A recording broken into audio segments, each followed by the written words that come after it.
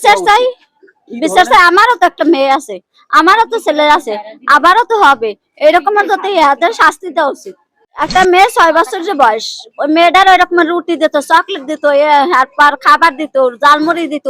মেয়েটা সবসময় রুমে রাখতোই।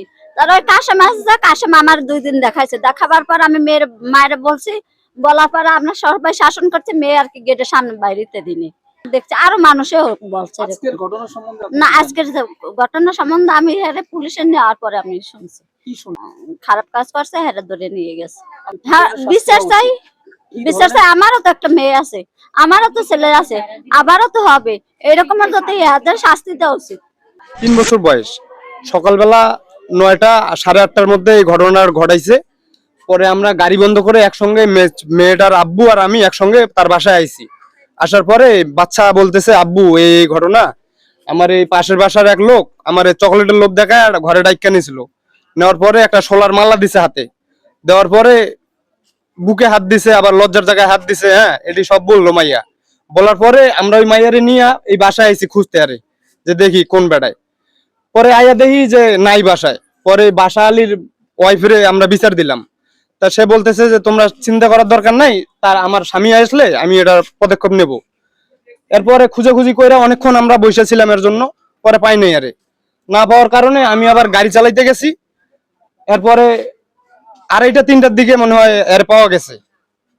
পাওয়ার পরে তো এই মারধর করে, পাবলিকে মারধর করে পুলিশের হাতে দিয়ে দিছে, পুলিশে নিয়ে গেছে থানায়। বিস্তারিত এই পর্যন্ত আমি জানি। না, একলা সিঙ্গেল থাকতো। তা আমি বলতে পারবো না, আমি এমনিতে ওনাকে চিনি না, কিন্তু সবাই বলতেছে যে সে খারাপ মানুষ। হ্যাঁ, ছোট বড় বাচ্চাদেরকে ডাকে, চকলেটের লোভ দেখায়, বিস্কুটের লোভ দেখায়, দিয়ে ডাকে। পুলিশের হাতে আছে উনি। মেয়ে আছে, মেয়ের মায়ের সঙ্গে, কিন্তু মেয়ে যে কই নিয়ে গেছে আর মা এখন পর্যন্ত আসতেছে না।